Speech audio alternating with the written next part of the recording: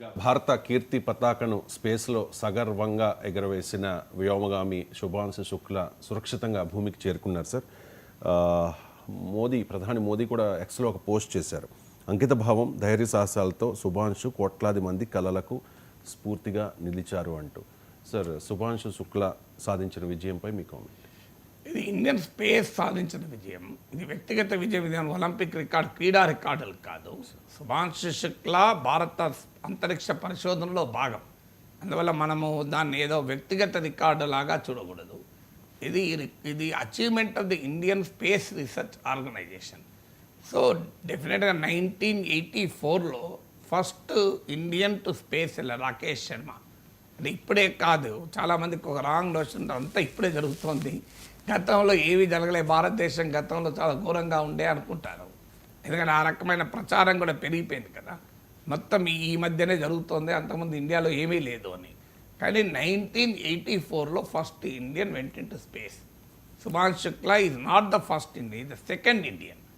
మీకు international space స్టేషన్కు వెళ్ళిన మొదటి భారతీయుడు, కానీ అంతరిక్షంలోకి వెళ్ళిన రెండవ భారతీయుడు. అప్పుడు కూడా అప్పుడు ఫస్ట్ టైం మనం సోవియట్ యూనియన్ స్పేస్ ప్రయాణంలో భాగంగా వెళ్ళాము.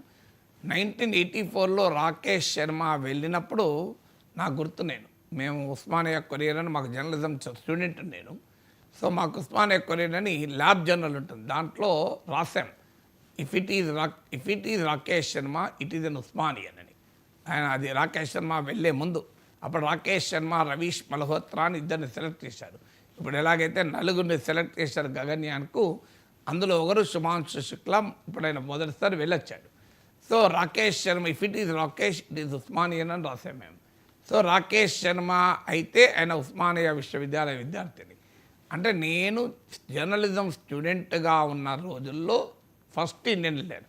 నేను జర్నలిజం పూర్తి చేసి ప్రొఫెసర్గా 35 ఇయర్స్ సర్వీస్ చేసి రిటైర్ అయ్యి 2 ఏళ్ళైన తర్వాత ఇప్పుడు సెకండ్ ఇండియన్ వెళ్ళాను. సో అందువల్ల డెఫినెట్గా ఇది హిస్టారిక్ అచీవ్మెంట్ కదా. మీకు ఈవెన్ ఇంకో ఇంట్రెస్టింగ్ ఏంటంటే 1984లో రాకేష్ శర్మ స్పేస్లోకి వెళ్తే 1 ఇయర్ తర్వాత శుభాంశు శుక్లా పుట్టాడు. అంటే రాకేష్ శర్మ స్పేస్లో వెళ్ళే టైంలో శుభాంశు శుక్లా ఇంకా పుట్టలేదు. అంటే అంత గ్యాప్. ఇది ఎందుకు సిగ్నిఫికెంట్, దీనికి ఇంకొక ఇంట్రెస్టింగ్ డైమెన్షన్. అసలు ఇంపార్టెంట్ క్వశ్చన్ ఏంటంటే, ఈ శుభాంశు శుక్లా ప్రయాణానికి భారత అంతరిక్ష పరిశోధన సంస్థ ఇస్రో 600 కోట్లు ఖర్చు పెట్టింది. మీకు ఇది ఒక కమర్షియల్ స్పేస్ స్పేస్ యాత్ర ఇది. సో దాంట్లో సీటు కొరకే 550 కోట్లు, 550 crores శుభాంశు శుక్లాకు సీట్ కొరకు. సో దానికి తోడు ట్రైనింగు, ఎక్విప్మెంటు అంతా కలిపితే సుమారు 600 కోట్లు ఖర్చు పెట్టింది. చంద్రయాన్తో పోలిస్తే చంద్రయాన్ 1 మీకు అయితే నాకు గుర్తున్న ద్వారా 400 కోట్లతోనే పెట్టారు.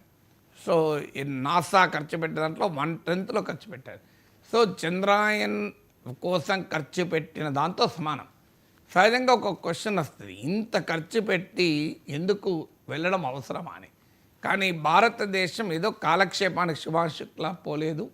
అందుకే నేను స్టార్టింగ్లో మీరు శుభాంశు శుక్లా అచీవ్మెంట్ అంటే ఆయన అచీవ్మెంట్గానే చూడకూడదు, ఇది ఇస్రో అచీవ్మెంట్గా చూడాలని చెప్పడానికి కారణం. ఇది వ్యక్తిగత రికార్డు కాదు, ఇది వ్యవస్థాగతమైన రికార్డు అది.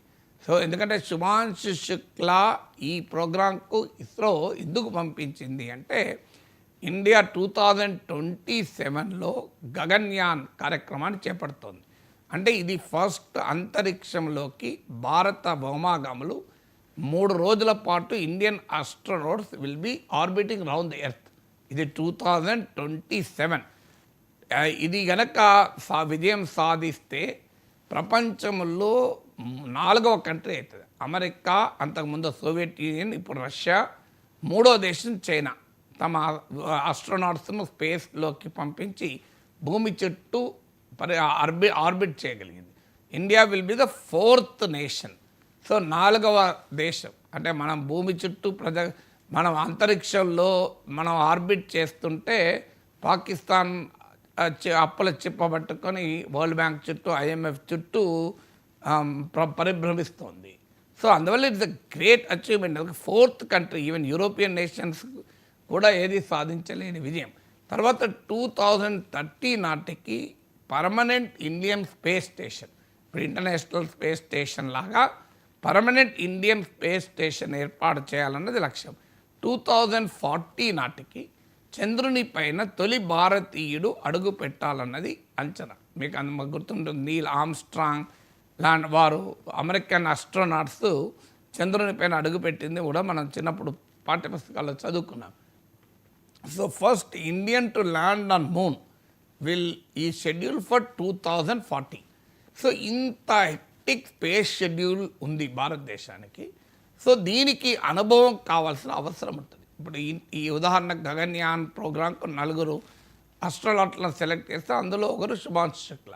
సో ఇప్పుడు ఈయన ముందు వెళ్ళడం వల్ల ఇంటర్నేషనల్ స్పేస్ షిప్లో ఉండి, అంతరిక్షంలో ఉండి, భూమిపైన గ్రౌండ్ స్టేషన్స్తో ఎలా కంట్రోల్ చేసుకోవాలి, అంతరిక్షంలో వచ్చే అన్ప్రిడిక్టబుల్ సిచ్యువేషన్స్ని ఎలా ఎదుర్కోవాలి, ఇలాంటివన్నీ కూడా శిక్షణ ఉంటే రేపు వెళ్ళే 4 వ్యోమగాములకు అది అసిస్టెన్స్ లాగా ఉపయోగపడుతుంది. ఈయన ముందు వెళ్ళొస్తాడు కనుక.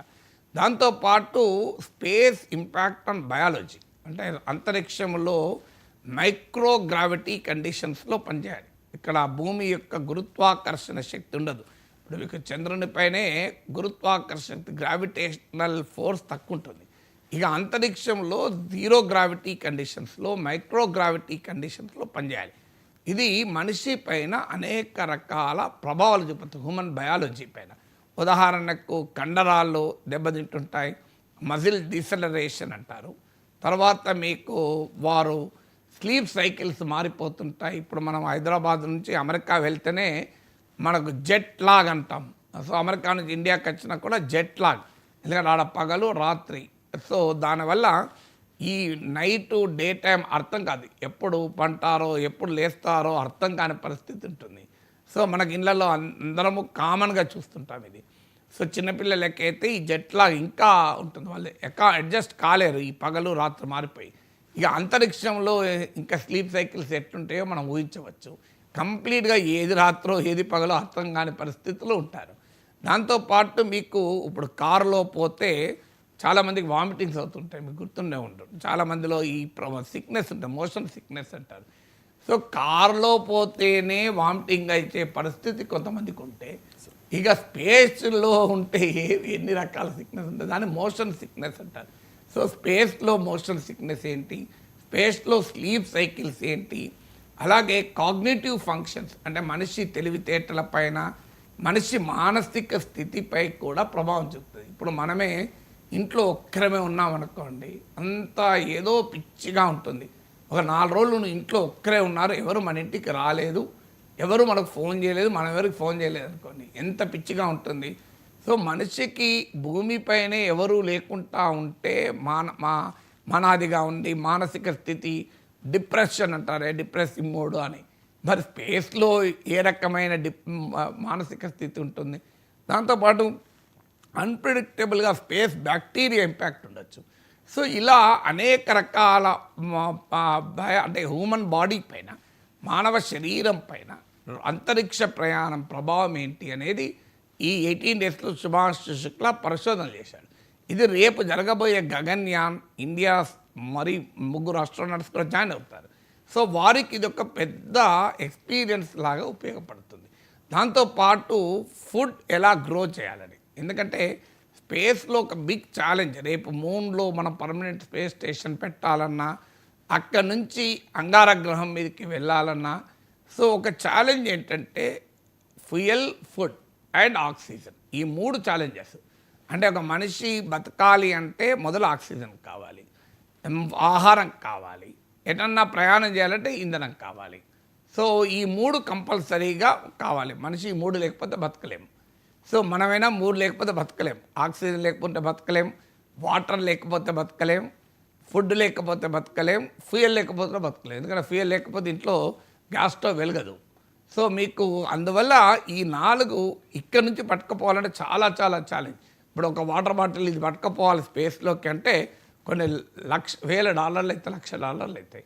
సో అందువల్ల ప్రాక్టికల్గా ఇది స్పేస్లోనే క్రియేట్ చేసుకోగలిగితే ఏంటి? ఇప్పుడు మనం మూన్లోకి వెళ్తాం, అక్కడ వాటర్ క్రియేట్ చేయడం ఎలా? అక్కడ ఉన్న వాటర్ ఉంది, దాన్ని ఎలా ఉపయోగించుకోవాలి? వాటర్ను హైడ్రోజన్, వాటర్ అంటే ఏంటి? H2O, 2 molecules of hydrogen, 1 molecule of oxygen. H2O మనం చిన్నప్పుడు చదువుకుంటాం, హైడ్రోజన్ పెరాక్సైడ్, హైడ్రోజన్ డయాక్సైడ్ అని. సో వాటర్ అంటే H2O. అందువల్ల దాన్ని కనుక విడగొట్టగలిగితే హైడ్రోజన్, ఆక్సిజన్ క్రియేట్ అవుతుంది. హైడ్రోజన్ ఏంటి? ఫ్యూయల్. ఆక్సిజన్ ప్రాణవాయువు. సో వాటర్ను వాడుకోగలిగితే వాటర్ ఉపయోగపడుతుంది, ఆక్సిజన్ ప్రాణవాయువు ఉపయోగం వస్తుంది, అలాగే ఇంధనానికి కావాల్సిన హైడ్రోజన్ ఉపయోగపడుతుంది. సో దీంతో పాటు అక్కడ ఫుడ్ కనుక గ్రో చేయగలిగితే, ఇప్పుడు కొన్ని రకాల ఫుడ్ కూడా గ్రో చేసే ప్రయత్నం సుభాష్ శుక్లా చేశాడు. సో ఫుడ్ గ్రో చేస్తే ఎలా ఉంటుంది?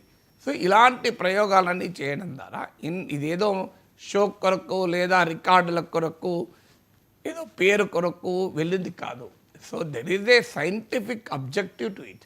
భవిష్యత్తులో ఇండియా స్పేస్ ప్రోగ్రామ్ నేను ఇంతకుముందు చెప్పినట్లు 2027లో గగన్యాన్, 2030లో మీకు పర్మనెంట్ స్పేస్ స్టేషన్, 2040లో Indian to land on moon కనుక వీటికి ఒక ప్రిపరేటరీగా సుభాష్ శుక్లాని పంపించారు.